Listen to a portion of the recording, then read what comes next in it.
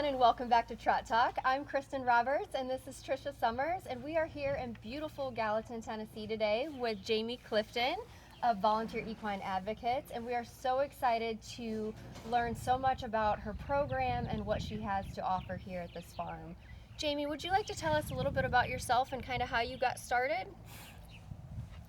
I'll be short on the beginning. Okay, The very first case was I could see the roof of the barn from my kitchen window. Oh, wow. And it was on the news. There were carcasses, emaciated horses, and the sheriff's office was trying to figure out what they were going to do with the ones they were seizing. So a friend of mine got people together to take care of those horses, and from that point we decided we needed to form a nonprofit organization that would be a resource to the sheriff's office. Yeah. And we could ask for donations from people to help take care of the horses. A lot like a humane society, but for the horses. Okay. So in that year, 2003, we were able to get all our IRS documents and our state documents done.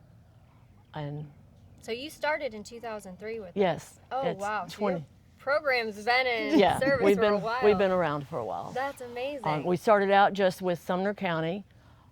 Then we reached out to the surrounding counties and started working cases with them. And the more cases we did, news media would find out about it and come and do stories. And then the counties further out would reach out to us. And now we've done work in about 35 counties in Tennessee. Wow. It's amazing. Over 1,600 horses. Over 1,600 horses that you've helped and gotten Yeah. out of bad situations. Out of bad situations. That's amazing. And what is your goal? You said you worked with the sheriff's officers, sheriff's office mostly, and you bring the horses here and we start rehabilitation immediately.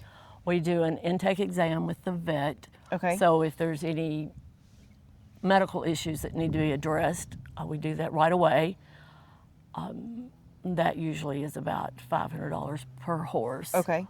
To get the first step started, get their coggins pulled, and if they're healthy enough, we'll do their first round of immunizations. Okay. A lot of times they're not healthy enough yet. Okay. We start the rehabilitation process, document everything, because when they're seized by law enforcement in an animal cruelty case, they're evidence. Okay. So they have to be treated as evidence. Sure. Okay. Okay. Each one is assigned a number, and we do at least 5 pictures around the horse's body for identification purposes. Absolutely. And then, but our goal is to get them rehabilitated. If we get a horse, by the time we get to court, it's usually at least 3 months. If we can show a huge difference by just feeding the horse in 3 months, then the person doesn't really have a leg to stand on to say, well, I didn't know this and I didn't know that. But we rarely do we not get custody from court. It's only happened a couple of times. Okay. When the court Okay. case is finished. We continue on with their rehabilitation and their training. We want every horse to be able to be haltered in the pasture, led out of the pasture, pick up all 4 feet, and load in a trailer before we even think about adopting them out to anybody. Oh, that's amazing. Yeah. So, Okay. Really if we think they are going to be prospects to be ridden, we have 2 trainers that work with them Okay. and assess their rideability and their level of where they are in their training level.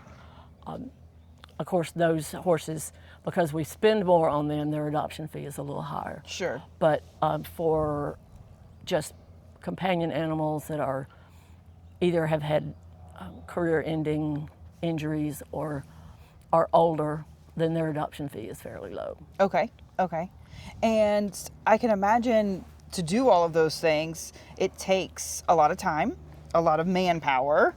And so are you guys solely volunteer? All volunteers. Okay. We have at least 3. We like to have 5 people on each shift twice a day. Okay. So we have about 70 volunteers, but we're always looking for more. So Okay. if anybody wants to volunteer, contact us. A 5-person shift can be in and out in an hour and a half or 2 hours. Okay. Feeding every horse on the property, cleaning the stalls, and raking the barn aisle back up. Checking the horses that don't get grain, they'll lay eyes on them. So we do have to have a lot of volunteers. Solely funded by donations. Occasionally, we'll get some restitution, but usually that comes in $50 a month over a period of time. Okay, sure. Instead of, here's your restitution Sure. and pay us for what we've already spent. That rarely happens. How many horses do you have here right now? Right now we have 32. Okay. We have 2 on the way that both came from Yeah. cases. This mare, Amy, will you bring her over this way? Oh, she'll come. This mare has only been here 2 weeks. She was tethered to a tree along with 4 other horses. She was a body condition score 1 and about to explode with the baby. Oh, wow. Aw. And her name is Vegas. Her name is Vegas. Yeah. She's so sweet. When we had her intake exam, we asked the vet to palpate her. One of our volunteers said, "How long before I need to change the shavings to straw?" And she said, "Today." Today. Oh, wow. And so you got not 1, but 2 The- that were pregnant, right? We have 2 that, from that case there was 1 pregnant, but we had okay. 1 from a case last May that came in that had just been bred. Okay. And we didn't realize it till it was too far past the time to end it. And she's due at any day now as well. Oh my goodness. So we have cameras on them. This one's camera is live streaming. Anybody can watch her Oh, that's so in her cool. stall. So how would somebody live stream that so that our viewers know how to do that? From our Facebook page, Volunteer Equine Advocates, from the Facebook page, scroll down and you'll Okay. see the Oh, that is so cool. post about the live streaming Yeah, so and the everybody, link. you can follow her story. That's so sweet. She's a sweetheart. And it amazes us when they come in. They're usually so gentle. Yeah. They're not They're so thankful. bad horses. Yeah. They're so thankful. They're so thankful. So That's thankful. so Yeah. amazing what you guys are doing. And you shared a little bit with us about the cost of keeping this going every Yeah. year. And so, do you mind sharing a It's- little bit about? I know you shared. We spent $40,000 on vet bills alone last year. That's we give them the best care that we can. Sure. We have a whole array of veterinarians because we have so many horses and so many different things that can happen. We don't want to rely on just one and have an emergency and Sure. and that vet be tied up. Right. Sure. So we use several different veterinarians in the area. We get feed from the co-op or the Tractor Supply, depending on what it is. We spent close to a little over 30,000 with those 2 businesses last year. Last year. Over 15,000 in hay last Wow, year. okay. So we've got our hay season coming up. In June, we'll be buying our hay for the next 12 months. Okay. Okay. And anyone who donates to you guys, that's It's tax deductible. Yeah. So you guys be generous in helping this amazing organization do some really amazing work. Yeah. So And if they do want to donate to you, should they go to your website on Facebook or do They can contact go you to directly? our website, Okay. and there's multiple ways to donate through our donation platform or Venmo or Okay. PayPal, just different ways. Yeah. They can mail a check, and there's no added on fees like there are through some of the ways. And there's on our websites the mailing address to send a check. Okay. We just received yesterday, when these 5 were coming in, we were afraid we were going to get really low on square bale hay. So we put out a plea on social media. One lady donated 100 bales that we went and picked up. Another lady paid a hay supplier for 100 bales, Oh, and we were able to pay for the delivery of that, and it came from Chapel Hill. So Oh, nice. we're set right this minute.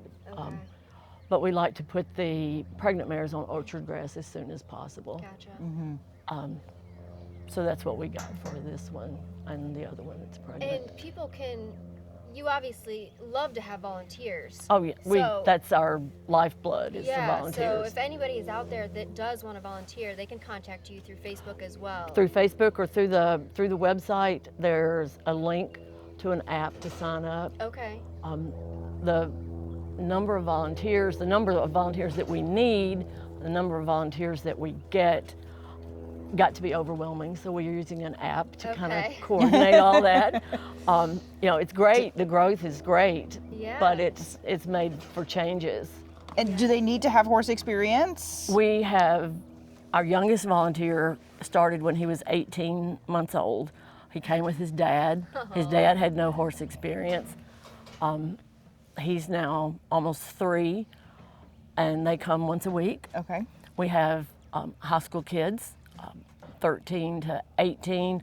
If they're mature enough that their parents can drop them off and they're controllable, Sure. then parents don't have to stay with them. Then from 18 to 45, that's our largest block of age range. But then we have my age range, which is the seniors, that most of those are people who loved horses when they were kids, never had time or the ability to be around a horse. Sure. And they want to do it. They don't have to be hands-on. You don't have to know how to lead a horse. Sure. You don't have to know how to clean a stall. We'll teach you anything you need to know here. Okay, yeah. Jamie, I know you showed us this picture when we first got here, and this picture is pretty devastating to look at. Can you tell us a little bit about this case and what had happened? We present Will as our poster pony. Okay. He came to us late in the summer last year. Not very many people were able to see him because he was at the end of a country road. He didn't last very long. His body condition was below a 1 on the scale of 1 to 9, just totally emaciated.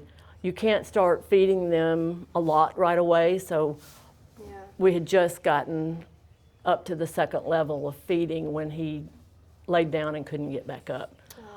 The vet had warned us in the very beginning that he was going to be a hard case because his body was shutting down. So we did the best we could and made him happy for the last 2 weeks of his life. That's amazing. That's amazing. Now, do you know about how old he was? He was only about 14. His owner claimed that his problem was that he was old and his teeth were bad. His teeth were not bad, and 14 for a pony is not old. Yeah, no, it's not old at all. So everyone, this is the kind of work that they're doing in this program. I mean, you find horses that are so neglected and so wore out like this, and Jamie and Volunteer Equine Advocates are going above and beyond to reach out with different law enforcement agencies to find and help animals that are in this type of condition. So thank you, Jamie, so much for doing that. Thank you. So Jamie, tell us a little bit about these babies that you have right here. I know you said they came in when they were about 8 days old. They were about 8 days old. They were from a case in Bedford County, 26 horses on 4 acres of dirt and trash. The owner was trying to continue a breeding program that her father had started, but she wasn't taking care of them. These two were, like I said, about 8 days old. One of them had to be carried to the trailer, and the other one was almost as weak. The mothers were not producing milk because the mothers were body condition score 1. So emaciated. The stallion on the property, of course, meant that most of the other mares were pregnant. We had one that was stillborn, and Samson was our last one. He's about 6 months old, 7 months old now. These two they'll be a year old this month. Okay. Because they came in April. So you got birthdays coming up. Yeah, long-legged girls. Oh, that's Moose has an injury that it's probably going to make her only be a companion horse. Okay. It's not painful, but it was a shoulder injury. She never was in pain. When you see the video of the day she had the injury, which is, we have no idea how it happened, but it looks like her shoulder is out of socket, but there is no socket on a horse's shoulder. Yeah. Muscles hold everything together. And it has healed tremendously, but it's probably not going to heal enough to make her rideable. Yeah. Okay. But these girls are ready for adoption.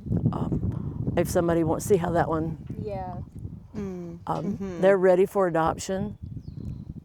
Yeah, Jamie, can you tell us a little bit about your adoption process and how I'm sure you do a lot of vetting There's of an the homes? application that you can fill out online. We'll contact you when we get the application, and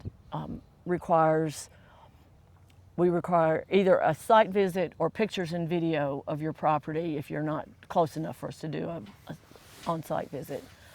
3 references: your vet, your farrier, and dental, plus personal references, and your history with animals. Then there's a telephone interview. Then there will be an interview on site here to make sure you're a good fit for the animal. Sometimes it takes 2 or 3 visits of the person, the adopter, with the animal to make sure it's a good, Sure. good fit. And if it were to be someone potentially like new to horses, do you guys offer continuing support? Yes. Like maybe help get them with a good farrier, with a good vet, and then We do continuing that. education? We don't allow any adoptions for people who only have one animal unless they're boarding. Okay. And I say animal because we get ponies and mules and donkeys, not just horses. Sure. Okay. But we do offer support. We do offer that we will take back the animal anytime in the life of the animal is a safe landing spot. Sure. Because we don't want them to end up in bad situations again. In another bad situation. Yeah, that's amazing. Yeah, that's Okay. We don't get very many of those, but health reasons, financial reasons, sometimes we do. Sure. Okay.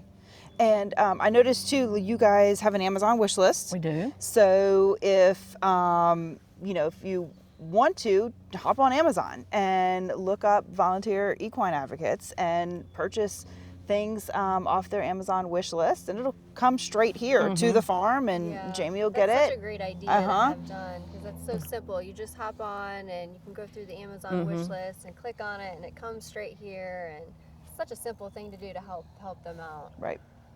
Well, everyone, thank you so much for joining us today. We are so thrilled to be here with Jamie Clifton and Volunteer Equine Advocates. It's been a pleasure speaking with you and learning about this farm and your program, and Trisha and I are blessed to even get to know you and know everything that you have here. It's been an amazing time, and everyone at home, if you could donate or volunteer or do anything to help out this amazing program and this amazing farm, that would be awesome. They do such a great job here. The horses are so well cared for, and they're doing such a good thing, helping horses that are emaciated and that need rescued and that need help in really bad cases and situations. So thank you again, Jamie. And Thank you.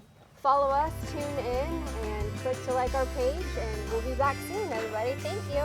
Have a great day.